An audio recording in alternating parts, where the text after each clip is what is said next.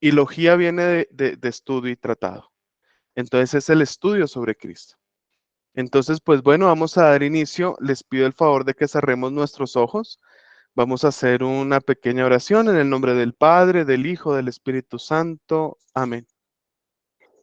Te damos gracias, Espíritu Santo, Dios, Padre, Hijo, de estar en este momento reunidos en comunidad, en formación. Te pedimos, Señor, que bendigas a cada una de las personas que están ingresando, que ingresaron, y a aquellas personas que hacen falta. Te pedimos, Señor, que envíes tu Santo Espíritu, aquel Espíritu Santo Paráclito, Consolador, para que abra nuestra mente, nuestras manos, nuestro corazón, para poder entender aquellas cosas que provienen de ti. Te pedimos, Espíritu Santo, que nos des agudeza para entender, capacidad para retener, método y facultad para aprender, sutileza para interpretar, gracia, eficacia para hablar. Danos acierto al empezar, dirección al progresar y perfección al acabar. Amén. Trono de la sabiduría, ruega por nosotros. Santa Laura Montoya, ruega por Ruega por nosotros. nosotros. San Agustín de Hipona, ruega por nosotros. San Juan Pablo II, ruega por nosotros. Bueno, eh, el día de hoy estoy bastante contento, estoy muy emocionado con ya esta nuestra segunda clase de Cristología. Vemos en este momento 24, 25 personas conectadas eh, en vivo y con esto se hizo este propósito de formación, de poder conocer a Jesús, de poder entender algunas cosas que provienen de Él y sobre todo entender la persona de Cristo, porque yo no puedo amar algo que no conozco. Para tener una relación sentimental, cuando yo inicié con mi esposa, pues yo tuve que conocerla primero, si no, no me hubiera enamorado de ella. Y lo mismo pasa cuando conocemos a Dios, debemos conocerlo cara a cara. Si no lo conocemos cara a cara, ¿qué nos vamos a enamorar de él? ¿Qué nos vamos a enamorar de su iglesia? ¿Qué nos vamos a enamorar de sus enseñanzas? ¿Qué nos vamos a enamorar de la persona de Cristo? Y es por eso que el día de hoy, el tema de que vamos a trabajar en este instante es cómo Jesús enseñó, cuál fue la pedagogía de Jesús para poder enseñar a sus discípulos. Reconocemos que Jesús, bueno, nace, esto lo cuenta Mateo en su genealogía, nace, fue nacido de una virgen y algo hermoso de este texto y pues de la vida de Jesús es que Jesús es cumplimiento. Recordemos que la Biblia se divide en dos partes, en Antiguo y Nuevo Testamento. Desde Antiguo Testamento ya se estaba profetizando la vida de Jesús. Y es por eso que nosotros podemos hoy afirmar de que Jesús es cumplimiento del Antiguo Testamento al Nuevo. Y vamos a analizar cuál es esa pedagogía que Jesús tenía para enseñarle a sus discípulos y enseñarle a las gentes en general. Porque había algo único que animaba a las personas a seguir a Jesús, animaba a las personas a escucharlo, a caminar horas y días enteros, porque algo que él tenía llamaba la atención. A eso nosotros a nivel teológico llamamos pedagogía. En el mundo, en la actualidad, yo soy docente, trabajamos pedagogía pues para trabajar con niños, con adultos, con jóvenes, con ancianos. Pero Jesús tenía algo único que es que lo caracterizaba como esa pedagogía cristocéntrica. Y pues bueno, nuevamente bienvenidos y pues arrancamos. Para poder entender la pedagogía de Jesús, quiero iniciar con la pregunta, ¿qué es un género literario? Si nosotros arrancamos con la pregunta de qué es un género literario, entenderemos cuál es la pedagogía y el lenguaje que Jesús utilizaba para poder formar a sus 12 discípulos, a sus discípulos. ¿Qué es un género literario? Son modelos de comunicación, lo conocemos también como pues, la parte de la literatura, las fábulas, los mitos, fábulas que nos dejan a nosotros una enseñanza. Y en el lenguaje de Jesús también había un género literario. Un ejemplo, el padre y su hijo. Cuando, digamos, utilizamos un género literario, incluso en el lenguaje, cuando estamos con nuestros hijos o con nuestra familia y les decimos, bueno, el día de hoy vamos a ir a cine. Los niños dicen, genial, mi papá o mi mamá me van a llevar al cine. Nosotros utilizamos el lenguaje para poder dar órdenes, para poder dar directrices. O en el caso de, me hace el favor, Pepito, y lava la loza. Son órdenes, son enseñanzas, son directrices. Pero si nosotros lo hacemos de la forma en, Pepito, lave la loza que no hay y nos toteamos de risa, jajajaja, pues el niño va a quedar confundido. ¿Será que mi papá sí me pidió que lavara la loza o de pronto está molestando porque él ya la lavó? El género literario nos ayuda a nosotros a entender si fue una orden, una directriz, una guía, una enseñanza. Y es aquí donde Jesús comienza a marcar su pedagogía. Un género literario, también pues la iglesia nos enseña que en la palabra de Dios hay leyes.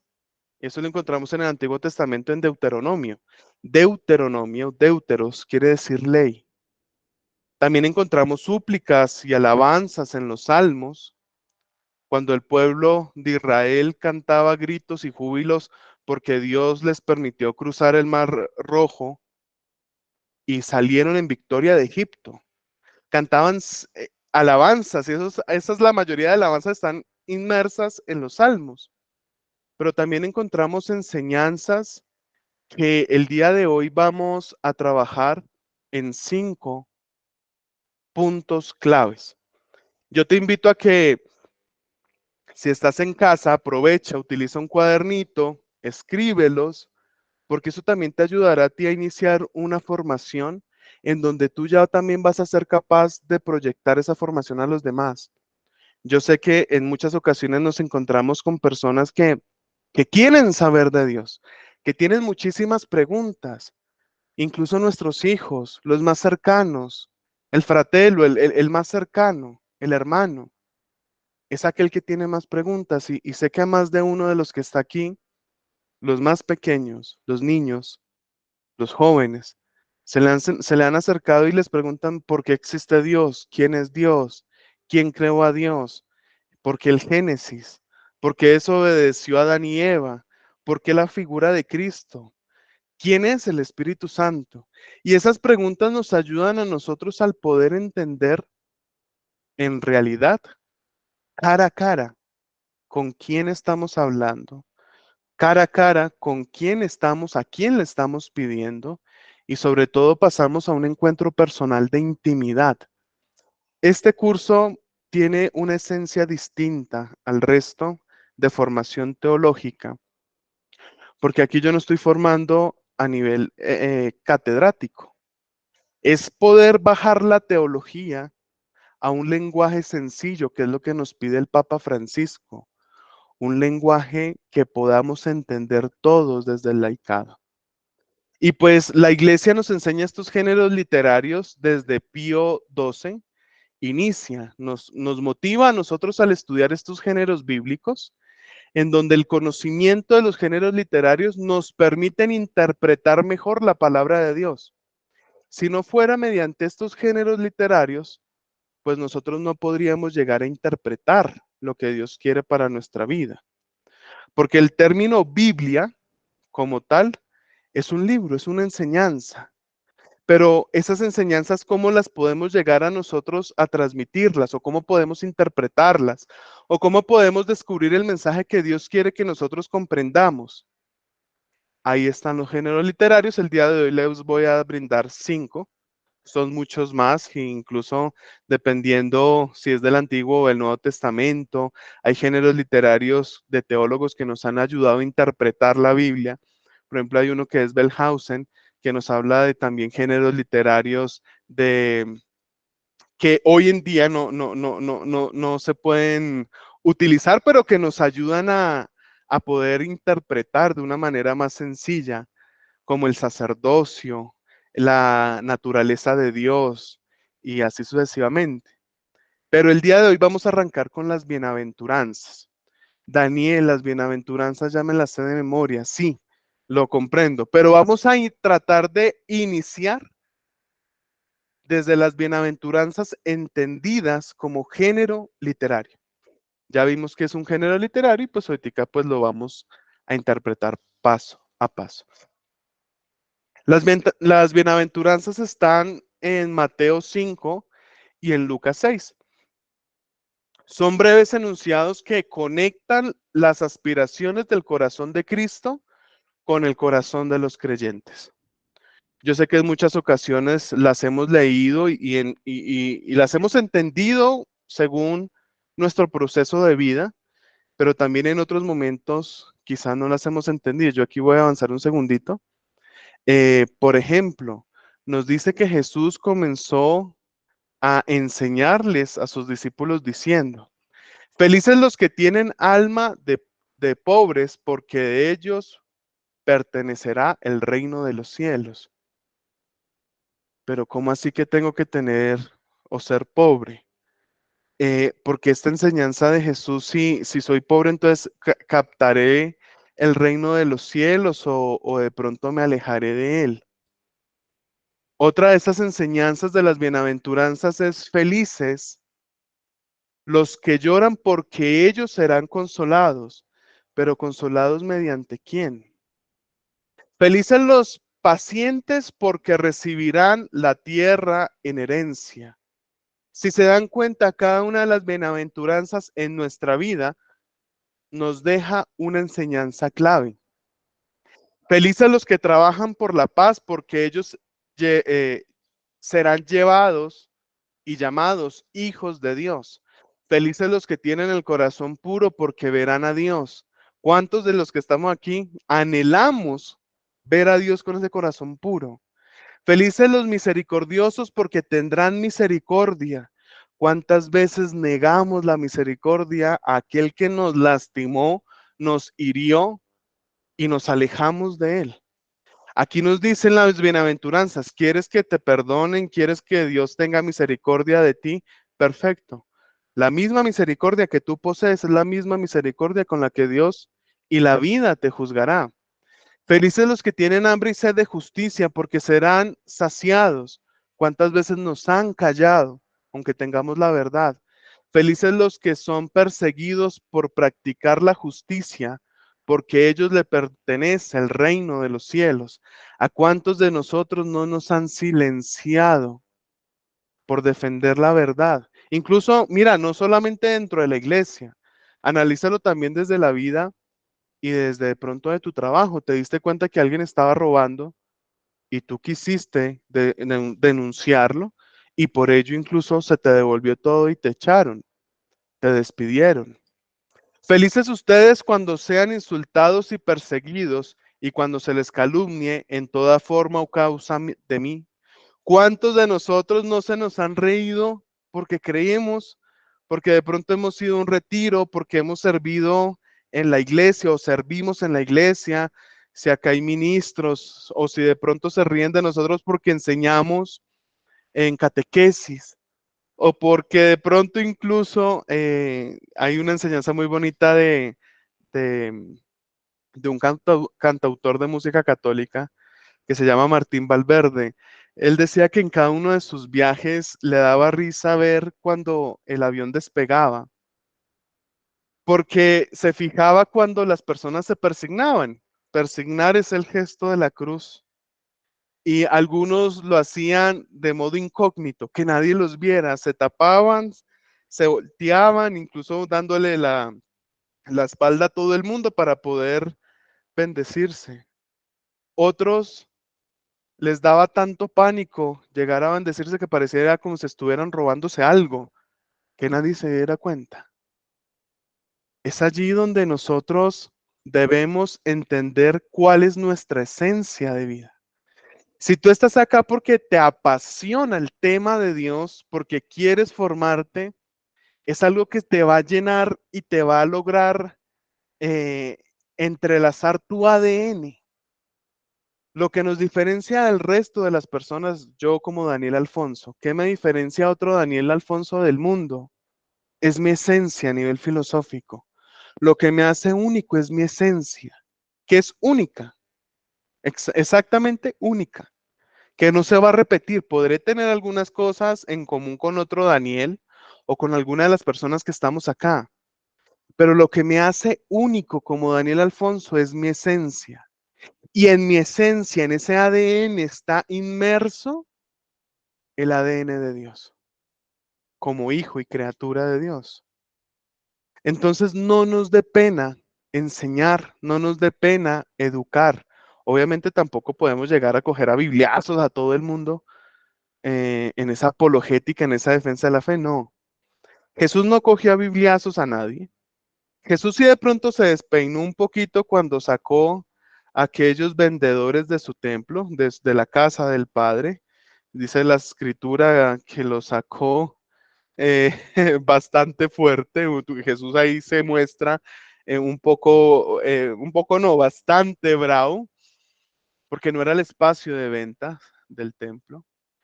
Pero ese celo del querer estudiar, del querer comprender, ese anhelo, yo sé que incluso para que me puedas entender mejor, si estás aquí, es porque Dios ha sembrado en ti la llama de su amor y esa llama necesita cada vez más ser saciada, como aquella mujer que le pedía, dame de beber.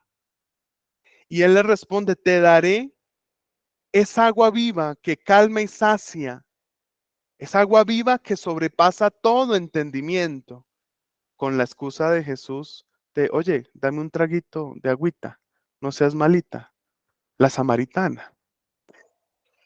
Y ya como por último de estas bienaventuranzas, Dios nos dice, alégrense y regoncíjense.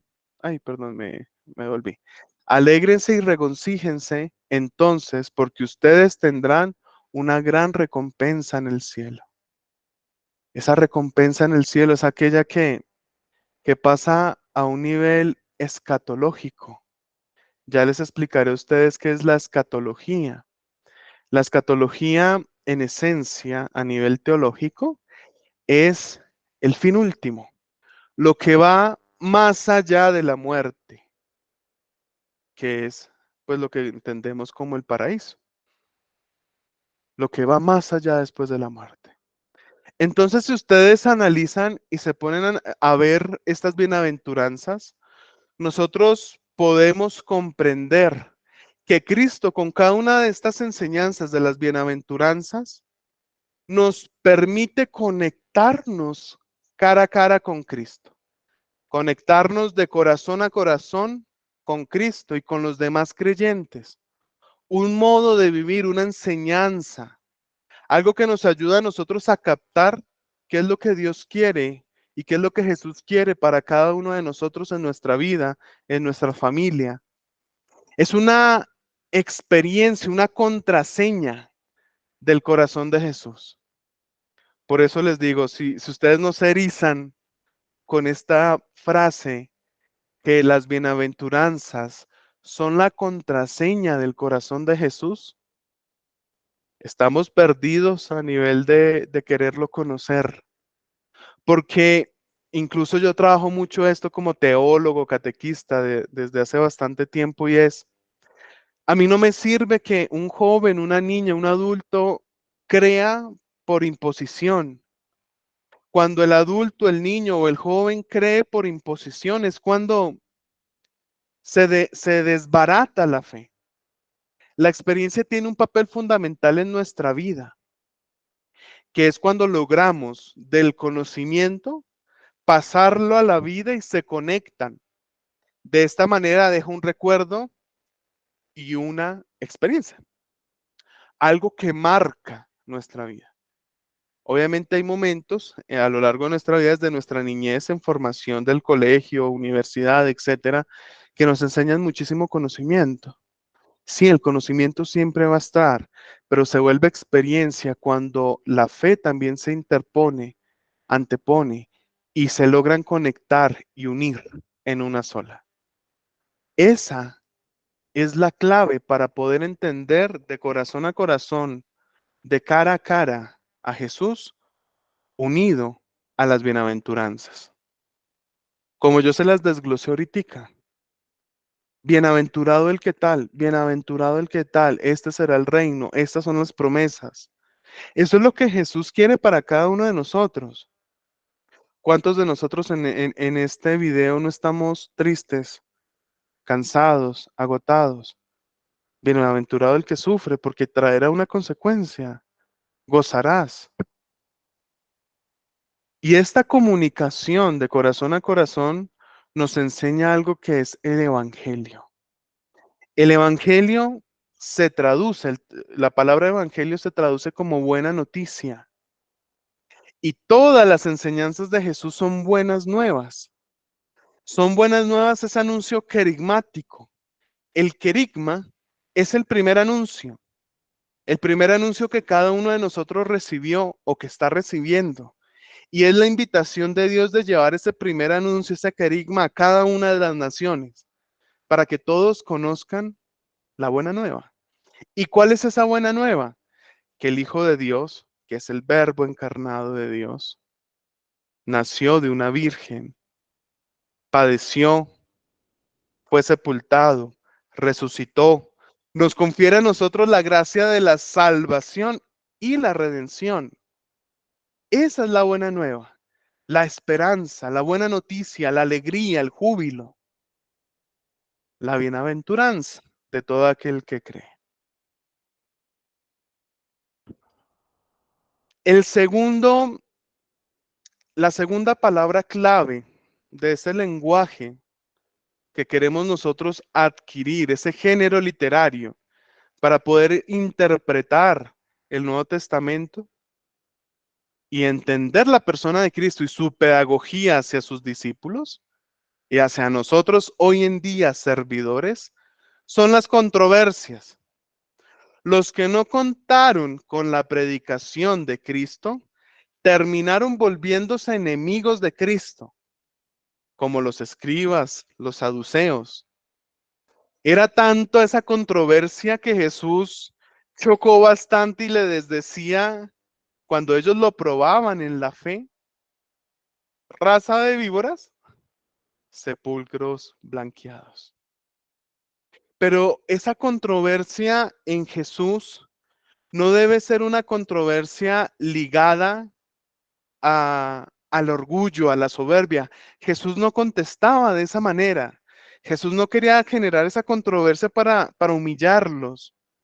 Jesús lo que quería era crear una controversia, vuelvo y digo, de corazón a corazón, una controversia en donde la verdad se anteponía ante todo. Y a pesar de esa verdad, necesitaban estos escribas y saduceos un choque en sus vidas, sepulcros blanqueados, raza de víboras, para que lograran derrumbar esa muralla que los alejaba de la verdad, de quitarles esa venda que tenían en sus ojos. Incluso en muchos momentos de nuestra vida hemos sido escribas y saduceos que anteponemos diferentes creencias, anteponemos nuestra familia y nos olvidamos que el único objetivo clave aquí, que tiene signo, y es un signo de adoración clave, es Dios. Él debe estar en el primer peldaño. Tuve la gracia de cuando estuve en la facultad de teología, ir a una iglesia, el teólogo estudia todas las religiones del mundo, y tuve la oportunidad de ir a una iglesia aquí en Bogotá, musulmana. Y era curioso cómo el que nos presentó, nos enseñó todo el templo musulmán, nos dejó, eran como las 12, nos dejó, me dijo, nos comentó, miren, ya les pude explicar la mayoría de cosas, en este momento me tengo que retirar, si ustedes gustan, no se vayan, espérense, yo voy, hago mi oración y regreso. Yo decía para mis adentros, ¿cómo es posible que nos deje botados? ¿Cómo es posible que estamos visitando su iglesia, aprendiendo, somos estudiantes, queremos aprender, tenemos sed de aprender y se va? Que porque tiene oración. Ya después de mucho tiempo de madurez y de comprender varias cosas, entendí el mensaje que él quería transmitir. Cuando Él regresa nos dice, miren, qué pena por haberlos dejado, discúlpenme por haberlos dejado esperándome, pero nosotros debemos entender que el punto clave de nuestra vida siempre debe ser Dios. Eso para mí desbarató absolutamente toda mi fe, porque colocamos primero o por encima de Dios, incluso si vemos los mandamientos, de los 10 mandamientos, el primer mandamiento es amar a Dios sobre todas las cosas, pero ahí no termina. Nos dice con toda tu mente, con todo tu corazón, con todas tus fuerzas, con todo tu espíritu. Y después de tener estas 4 características, nos dice, y amar al prójimo como a ti mismo. Y me doy cuenta, y es una enseñanza que quiero transmitirles también el día de hoy. Dejamos a Dios de último lugar. Primero ponemos a la familia, a la esposa, al esposo, después a los hijos, después a los padres, a los hermanos, a la familia en general. Otras personas colocan de primero el trabajo, el dinero, los ingresos. Y por último espacio, quizá dejamos a Dios. No estamos cumpliendo con el primer mandamiento. Y es aquí también donde generamos esas controversias y donde Jesús le enseña a sus discípulos, van a tener controversias, van a tener reuniones o coloquios o enseñanzas donde las personas quizá no van a estar de acuerdo con lo que ustedes digan de mi verdad. Van a tener controversias cuando quizá quieran dejarme a mí como primer punto clave de tu agenda. Y es allí donde todas nuestras fuerzas se desglosan para comenzar a adorar a esa primera persona que siempre debe estar, que es Dios. En este caso, cuando generan controversia, Jesús, al ser el verbo encarnado de Dios, transmitía a quién? A su Padre. Decía, quien me ve a mí, ve a mi Padre. Quien veía a Jesús, veía a Dios. Quien conoce a Jesús, conoce a Dios. Hay un dicho muy bonito, a Jesús por María. Sí, a Jesús por María y al Padre por Jesús. Esa es la gracia de encuentro. De a pesar de generar esas controversias en nuestra vida, encontramos algo clave, que es de pasar al campo, de ser sepulcros blanqueados, de ser raza de víboras, a tener un encuentro de corazón a corazón con Jesús y reconocerlo como nuestro Rey. Este es clave. Si nosotros reconocemos a Jesús como nuestro Rey, vamos a tener diferentes controversias o puntos de vista diferentes con los que nos rodean. Pero si lo reconocemos como nuestro Rey, sabemos que Él fue el Cordero degollado, aquel Cordero sin mancha, que nos acercó cada vez más al encuentro con su Padre. Y es allí en donde nosotros vamos a aprender de cómo es que a Jesús también en su pedagogía, Jesús también hace denuncias. Esa es la palabra clave de un apóstol, de un discípulo, pero sobre todo de un profeta. La misión del profeta, del discípulo, del apóstol, debe ser denunciar y anunciar. ¿Qué va a anunciar y qué es lo que Jesús les pedía a sus discípulos? Anuncien la buena nueva, ya lo vimos, el querigma, pero también denuncien aquellas cosas que no están bien. Cristo hace sus denuncias por amor y la salvación del otro. Jesús no quería salvarse él mismo. Él no tenía por qué hacerlo. Lo que quería Jesús era salvar a cada uno de nosotros. Recordemos que Dios a nosotros nos da la gracia de la salvación. Y desde nuestros ancestros, incluso desde antes de Jesús, eran salvos. Pero faltaba la redención, que es el perdón de nuestros pecados. Y Jesús consolida la salvación y la redención en una muerte de cruz, la teología de la cruz, en donde allí a través de ese santo y adorado madero, que es lo que nosotros adoramos el Viernes Santo, Nosotros los católicos adoramos a Dios. Tenemos tres cultos: la tría, la dulía y la hiperdulía.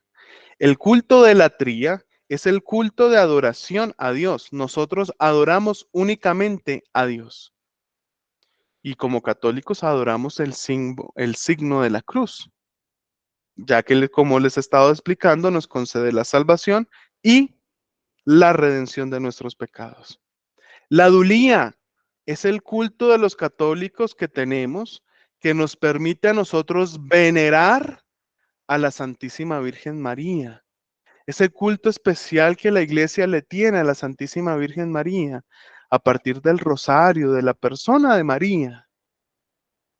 Nosotros no adoramos a la Virgen, la veneramos. Y es distinto de adorar a venerar. Y la hiperdulía es el culto que da la iglesia y que todos los católicos tenemos a los ángeles, a los santos. Reconocemos que los ángeles están, también la teología estudia la angelología y la demonología. En este caso me centro en la angelología. Los ángeles también están organizados. Dios es organización. Están en querubines, serafines, tronos, potestades, dominaciones, principados, santos y santas del Señor. Están divididos en muchísimas más categorías. Pero en este caso, Cristo hace sus denuncias por amor. Lo que le interesa no es burlarse, vuelvo y lo repito, de los saduceos y escribas, sino salvar al otro. Y aquí Jesús, aunque genera controversia, la controversia también es signo de corrección fraterna. Cuando hablamos de fraternalidad, del fratello, es el hermano, el más cercano, el que está junto a mí. La humildad, la sencillez son claves para poder entender el misterio cristocéntrico, el misterio de Cristo. Y en esas denuncias que Cristo hizo, que generaron controversia, y les decía, miren, no se preocupen a sus discípulos, van a tener controversias. Y hoy te digo a ti, como me lo dijo Dios a mí cuando estaba preparando esta clase, no te preocupes, vas a tener controversias en cualquier momento de tu vida. Vas a tener caídas, te vas a caer, incluso vas a estar agotado y ya no querrás saber nada del cuento de Dios. Pero es allí donde la corrección fraterna entre hermanos nos puede ayudar a construir iglesia. Otro punto clave de esta interpretación literaria y pedagogía de Jesús al momento de enseñar a sus discípulos son las enseñanzas que se transmitían, como en Mateo 10, que vemos claramente la misión de los discípulos. A través de esa misión, Jesús no solamente los educa, Jesús no solamente forma a sus discípulos, Jesús les confiere a ellos una misión clave. Si tú pusiste atención al Evangelio del domingo pasado, entiendes cuando Jesús resucita, los discípulos estaban encerrados, tenían miedo, estaban temerosos porque acababan de matar a su maestro, aquel que había hecho signos, prodigios, milagros, lo mataron.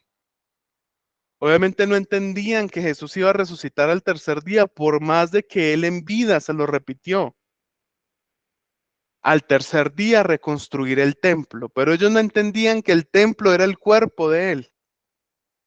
Pero cuando ven que Jesús resucita, se muestra frente a ellos, por más de que estaban con tranca, estaban encerrados, con miedo, Jesús se les aparece. Pensaban que era un fantasma, mas sin embargo él les pide, dame de comer. Y al momento en que él les pide a ellos, dame de comer, oiga, él no es un fantasma porque los fantasmas no pueden comer. Reconocen que el maestro había resucitado. Ahí ya vemos el tema de Tomás, que hasta no ver, no creer, hasta no introducir los dedos en sus llagas, en su costado, no creía. Más que esto, el Señor también tiene preparada una misión para cada uno de sus discípulos, para cada uno de los servidores, para cada uno de los que están aquí viendo este video, esta enseñanza. En Mateo 5, 6 y 7 encontramos algo hermosísimo que te lo recomiendo que te lo leas. Es el sermón de la montaña. Son acciones de Jesús dadas a sus discípulos, de esa misión, de esa evangelización, del cómo actuar. Y algo aquí que caracteriza mucho la pedagogía de Jesús es que Jesús enseña mediante paradojas. Y esas paradojas, para poderlo entender, son enseñanzas que se contradicen. Aquí yo les pongo en las diapositivas unos ejemplos. Por ejemplo, por hacer más hizo menos. El término, la enseñanza o esa paradoja que nos lo dijeron más de unas veces, más de una vez cuando estábamos niños. Por hacer más hace menos. La segunda, el que se exalta será humillado y el que se humilla será enaltecido. Miren, estas dos frases, una es coloquial, la conocemos nosotros, nos las han dicho quizás en algún momento, y la segunda es una paradoja que nos dice Jesús: el que se exalta será humillado y el que se humilla será enaltecido. Y a lo largo del Nuevo Testamento, en los evangelios, encontramos diferentes paradojas, una enseñanza que se contradice. Y ya lo vamos a poder interpretar más adelante en las siguientes diapositivas. Las palabras de Cristo no son gnosis. Para que nosotros podamos entender qué es una gnosis, es el término o el nombre en griego, mejor conocido como gnosis, que puede referirse a iluminación, concepto religioso o espiritual.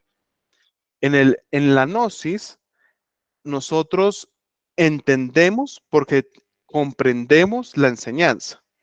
Si yo les digo a ustedes, no tomen alcohol en exceso, porque eso conlleva en nuestra vida el deterioro de nuestros órganos.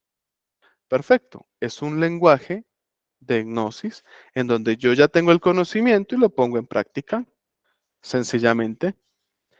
Son palabras en Cristo, el medio hacer, no una gnosis que se te da toda la información y tú lo haces, sino en Cristo es distinto. Esa paradoja son palabras de Cristo que se medio hacen. Sí, vuelvo al caso del ejemplo de que se exalta y será humillado, el que se exalta será humillado y el que se humilla será enaltecido. Son palabras medio hacer. Hay una enseñanza, sí, que no debemos exaltarnos, glorificarnos, porque no nos va a llevar a nada bueno. En tarde o temprano, como subimos, caímos. Pero también nos deja una enseñanza, que el que se humilla se levantará, será enaltecido. Yo me encargaré de enaltecerlo. Y es allí donde nosotros logramos poner en práctica.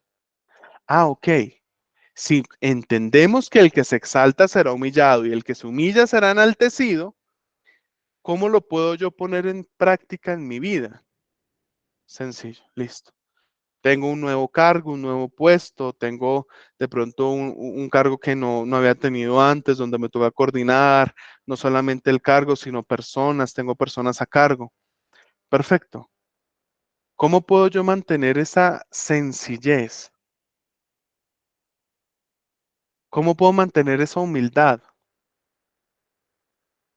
¿Cómo puedo mantener esa tranquilidad en mi vida? Y es allí donde el Evangelio no lo debemos entender solamente como un manual de vida. El Evangelio no es un manual de vida, un manual que encontramos cuando compramos un celular, cuando compramos un televisor, cualquier aparato electrónico, que lo primero que hacemos es: ¿y cómo se prende? Sí, yo me acuerdo cuando compramos con mi familia el primer carro, yo me leí el manual. Algunos lo botan, para mí era importante saber, bueno, ¿y cómo lo prendo? Ah, toca con una clave. Y ponía la clave. El manual lo vamos a encontrar en cualquier lado. Ingresa si quieres a Google y pon manual de cómo prender tu celular, tal marca. Y ahí lo vas a encontrar. El Evangelio va más allá de ser un manual de vida. Es el manual de vida, el Evangelio para nuestra vida, pero va más allá. Se anteponen muchísimas cosas más. No solamente queda en algo escrito, sino que se tiene que transformar en algo vivido, que es la paradoja de Jesús, que nos enseña y nos transmite. Otro tema de esta interpretación a nivel de formación que debemos adquirir es, esperen un segundito, en ese género literario es Apocalipsis. Cuando nosotros escuchamos Apocalipsis decimos, no, por eso es que está el último libro de la Biblia, porque es cuando Dios va a castigar al ser humano y van a haber tempestades no, no es necesariamente Apocalipsis traduce eso. Apocalipsis traduce una nueva esperanza y de ahí viene un discurso escatológico. La escatología es el término conciso, eh, teológico, que nos inspira a nosotros y nos da la gracia y las herramientas para entender el fin último. Escatología, fin último, después de la muerte. Y aquí viene esta frase importante que te la quiero regalar a ti que me estás escuchando. Toda predicación del Evangelio que se reduzca únicamente a esta tierra o al mundo es una traición al mensaje de Cristo. No podemos enfocarnos únicamente en cómo cuidar la tierra, Laudato Si. No nos podemos centrar únicamente al cómo ser buenos cristianos aquí en el mundo. No nos podemos centrar únicamente en algo tangible acá, en el ahora, sino debemos irnos más allá a nivel escatológico. Lo encontramos en Mateo 24 y 25. La predicación siempre debe tener esa mirada apocalíptica, escatológica, del concentrar y poner nuestros ojos en no solo lo que está a nuestro alrededor, en lo que podemos tocar o percibir, sino en lo que está más allá, que es el anuncio que Cristo siempre vino a darnos. Ese anuncio de me voy yo para preparar la casa para ustedes, el paraíso. Pero también logra en nosotros, tener una percepción de mirar el infierno, contemplar el infierno, el purgatorio, el cielo, porque es una realidad para nosotros los que creemos en Cristo, el infierno, el purgatorio y el cielo. ¿Y cómo podemos entender esto desde la iglesia? La iglesia terrena somos nosotros, la iglesia que va paso a paso, la iglesia triunfante que son los que están en el cielo, la iglesia peregrina somos nosotros, los que vamos paso a paso, terrena, la iglesia peregrina, la iglesia triunfante son los que ya descansan con la gloria de Dios.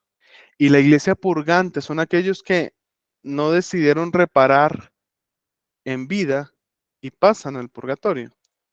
Debemos nosotros siempre contextualizar esas enseñanzas de Jesús a nivel apocalíptico, escatológico. Jesús nos decía, sí, hay muchas parábolas que nos hablan y tratamos de nos dejan una enseñanza. Por eso el quinto punto son las parábolas, como pedagogía de Jesús a su enseñanza a sus discípulos y a nosotros hoy en día.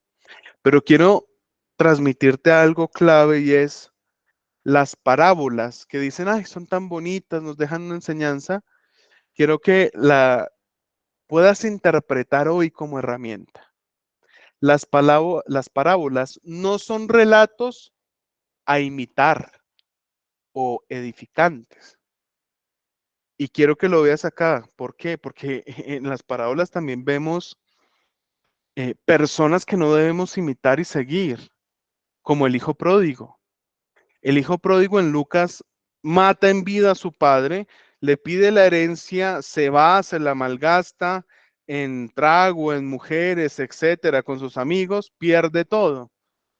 No son relatos para imitar, porque ni tampoco para edificarnos en esencia. Aquí podemos contemplar y rescatar la figura del Padre misericordioso, que es aquel que cuando ve al Hijo se le sale corriendo, es movido a misericordia. En griego es esplagmizomai, movido a misericordia y sale y abraza a su Hijo. Rescatamos la figura del Padre, pero no es solo imitarlo. Tampoco las parábolas son un ejercicio de imaginación o personajes fantásticos. Las parábolas no están allá en el cielo, alejadas de la realidad, en donde tenemos que cerrar nuestros ojos para poder vivir las parábolas. No necesariamente. Las parábolas son la manera de Cristo de enseñarnos a ver la vida cotidiana.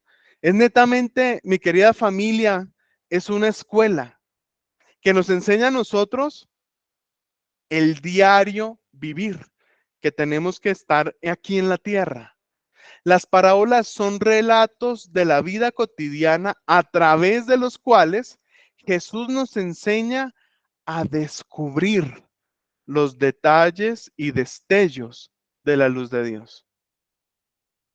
¿Qué diferencia hay en lo que es una parábola y lo que no es al ser un invento ficticio, de imaginación o de personajes fantásticos, al poder descubrir en las parábolas los destellos de luz de Jesús a través de la luz del Padre?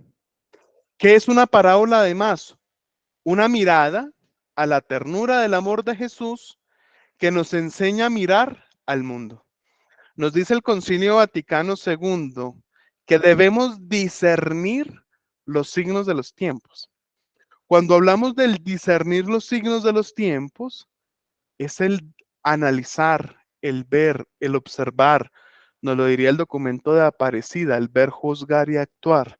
Debo ver mi entorno, debo juzgarlo, pero no un juicio negativista, no es que nos vamos a ir al carajo. Eso es un juicio negativista, más si un juicio positivo. Mira, veo que hay que cambiar esto en cualquier parroquia, dentro de la misma iglesia.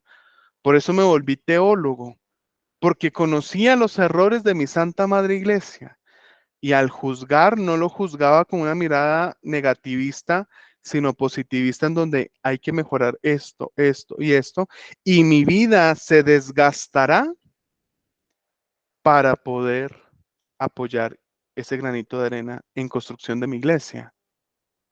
Y miren que esa mirada de ternura de Jesús nos logra poder transmitir el actuar, ver, juzgar y actuar, documento de Aparecida, de la Conferencia Episcopal Latinoamericana, promulgada por el Papa Benedicto XVI en el 2005, si no me falla la memoria,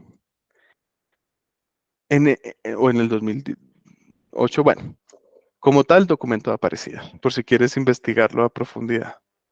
En ese sentido, nosotros debemos ver con los ojos de Jesús las enseñanzas transmitidas en la parábola. A ella podemos reconocer que no son relatos imaginarios, sino una enseñanza cotidiana. Por eso es que Jesús enseñaba a partir su pedagogía de lo cotidiano del momento. Enseñaba a campesinos, a pescadores, y Jesús tomaba ese diario vivir de ellos.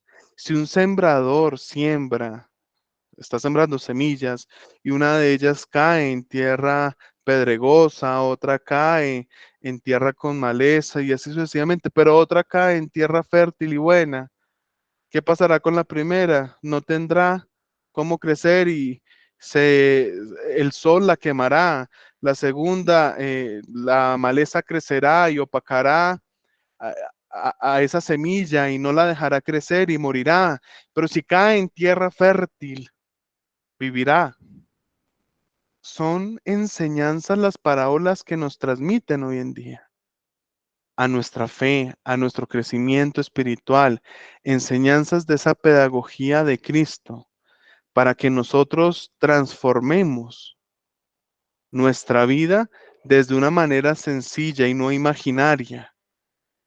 Y es por esto, mi querida familia, que nosotros debemos, aquí estas dos figuritas, morir a esa visión y a esa mirada negativista, a esa mirada de desolación, sino que nuestros ojos deben revivir para poder entender cuál era ese caminar de Jesús. El llegar al cielo es fácil. ¿Cómo así, Daniel, que el llegar al cielo es fácil si yo lo veo más difícil que cualquier cosa? Sí, el llegar al cielo es fácil, la santidad es fácil. Fácil en término, porque el mismo Cristo en los evangelios nos da unos lineamientos y Dios en el Antiguo Testamento, los mandamientos, etcétera, las enseñanzas.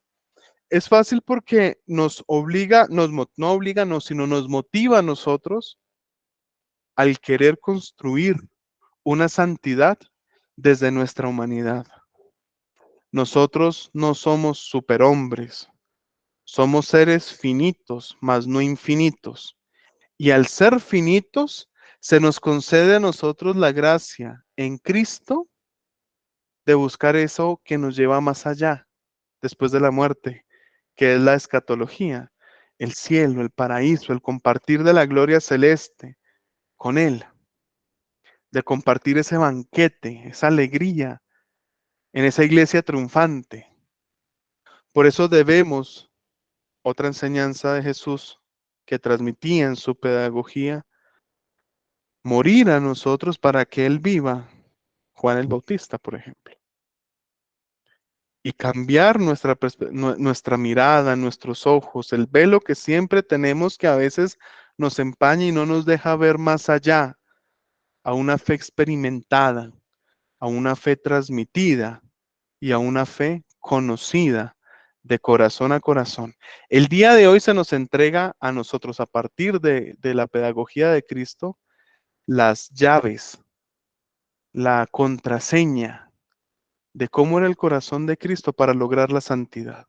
Es fácil en la medida que tú lo permitas. Vas a tener crisis porque también nos lo dice, se lo decía Jesús a sus discípulos, van a tener controversias, van a ser perseguidos, van a llorar, Sí, pero es fácil mediante nosotros abrimos nuestros ojos, seguimos nuestro manual de vida que va más allá, utilizamos las paradojas que nos enseña Cristo, que son algo cotidiano y podemos nosotros llegar a evangelizar.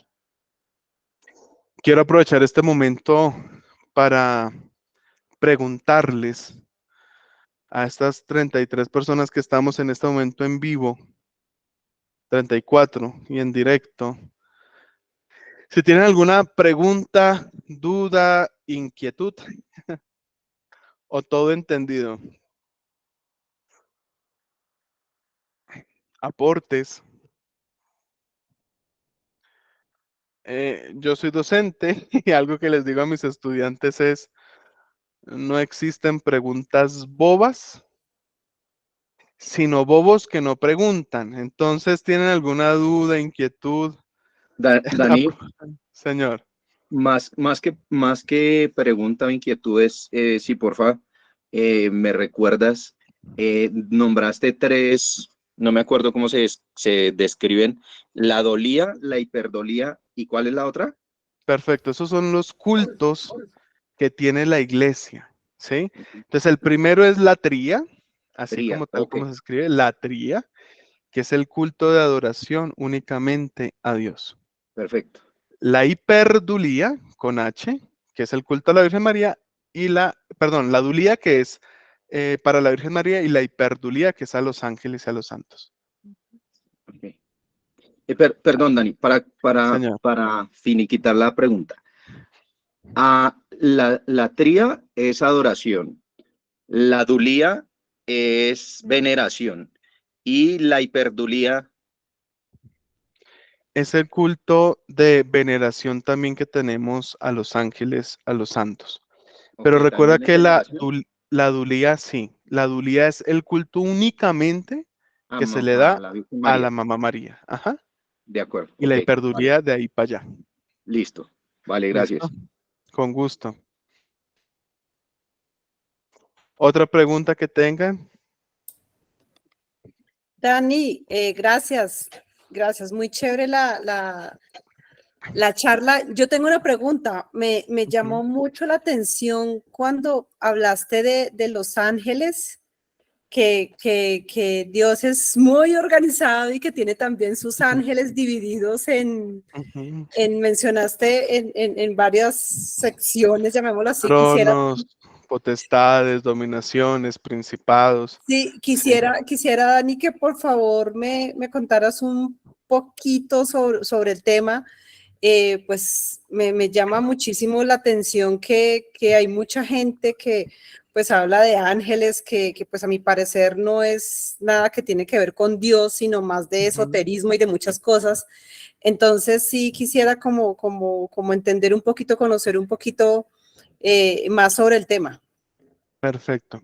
Gracias, Bueno, Dani. si nos centramos en la angiología, nos demoramos mínimo un curso de un año. Sí, No, un pero resumen ejecutivo. sí, no, te cuento, un resumen ejecutivo. Bueno, un resumen ejecutivo es, tienes razón, nosotros en en ese querer descubrir absolutamente todo, eh, llegamos a nueva era, que es lo contrario a la fe, ¿sí? Y es por eso que también hay muchas personas, incluso dentro de la iglesia hay una corriente que dice que debemos orar a los ángeles y denominan a los ángeles como Uriel y otros nombres a los ángeles.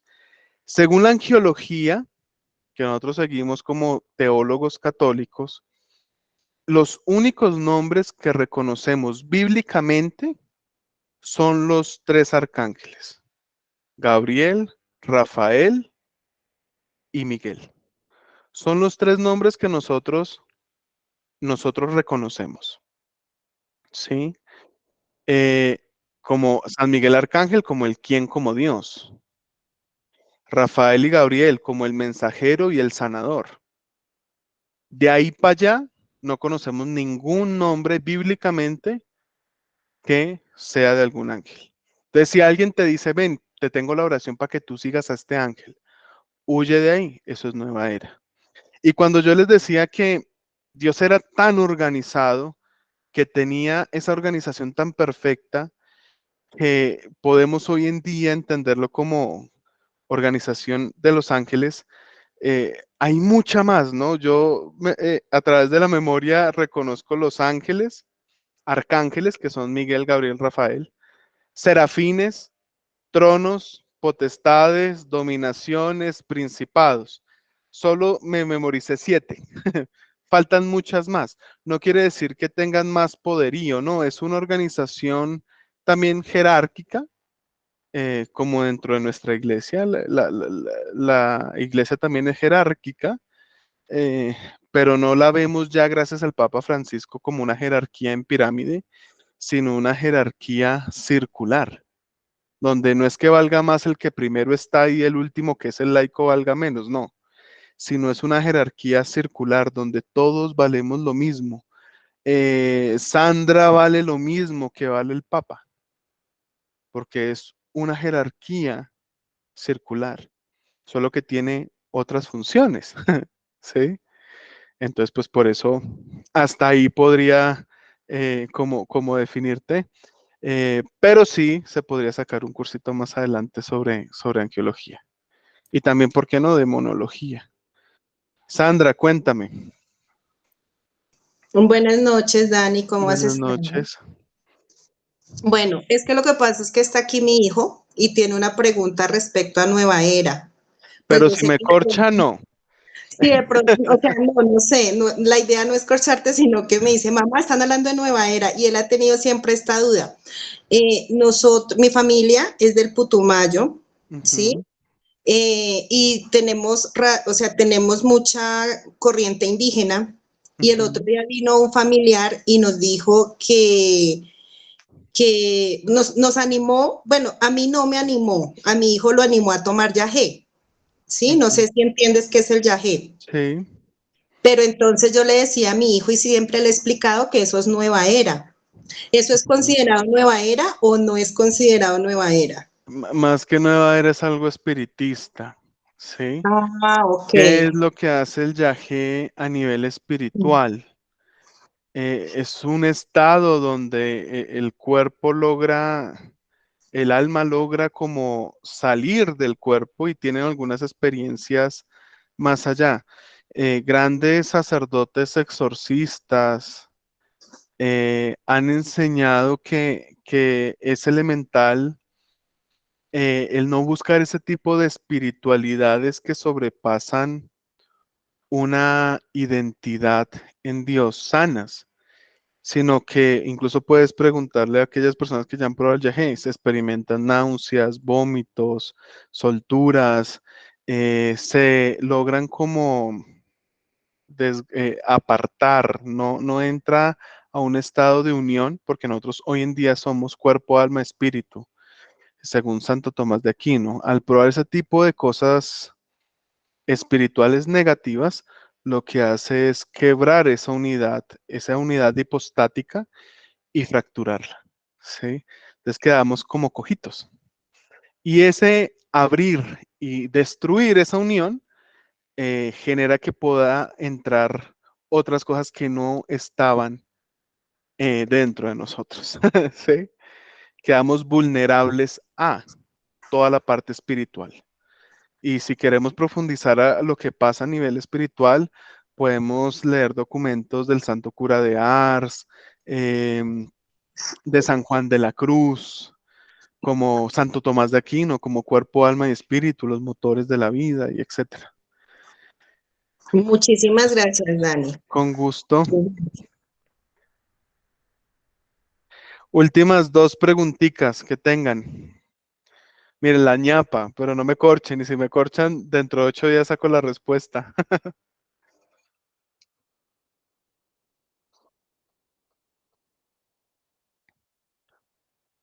Bueno, creo que no hay más preguntas. Espero que se hayan gozado literalmente la clase del día de hoy. Este es el objetivo. En una hora poder entender muchas cosas a nivel teológicas. Miren, yo llevo más de 6 años estudiando teología y me doy cuenta que entre más sé, no sé nada. Muy socrático, muy Sócrates. Y sí, hay muchos vacíos y si yo que llevo 6 años estudiando esto, no me imagino las personas que hasta hoy entraron por primera vez a este curso y entendieron alguito. No se preocupen, eso es experiencia, como les había hablado en el transcurso de esta hora. Lo que aprendimos hoy debemos abajarlo a la experiencia y es allí donde se vuelve evangelio. ¿Listo? Esa es la diferencia, esa es la forma de llegar al cielo. A partir de las enseñanzas de Jesús mediante los evangelios, a bajarlas a nuestra realidad, parábolas, y se vuelve vida. Bueno, hasta aquí entonces les mando un abrazo. Recuerden que dentro de 8 días esto no acaba, ya pasaríamos a nuestra tercera clase. Si de pronto se perdieron la primera, no se desanimen. Está en mi canal de YouTube, lo encuentran como Daniel Alfonso Oficial y ahí ya buscan, de pronto si quieren escuchar alguna cancioncita, soy cantautor de música católica, ahí tienen. Y si no, pues buscan la parte de clase de curso de Cristología. ¿Vale? Dani, nada, muchas gracias. Y a Gracias, todos, Dani. muchas gracias por conectarse. Muchas gracias, Dani. Gracias, Rodel. Con gusto. Recuerden que este es el primer ciclo que estamos proponiendo de formación. Cristología, son 4 sesiones. La primera la hicimos hace 8 días presencial, estas próximas 3 van virtuales. y después vamos con otros temas y pues vamos a ir alternando presencialidad y virtualidad. Entonces, pues súper invitados y bueno, qué rico que estén acá. Bendiciones, que Dani, muchísimas descansen. gracias. Hermosa y de verdad que es súper productiva esa enseñanza que nos dejas y que nos compartes con tu conocimiento. De verdad que qué bendición. Muchísimas Un gracias. gusto. Y Y bueno, bueno, y vamos creciendo. una última antes de que se vayan. Hagamos oración final. Entonces, Sile, Ah, falta, sí. Listo. En nombre del Padre, del Hijo y del Espíritu Santo. Amén. Amado Jesús,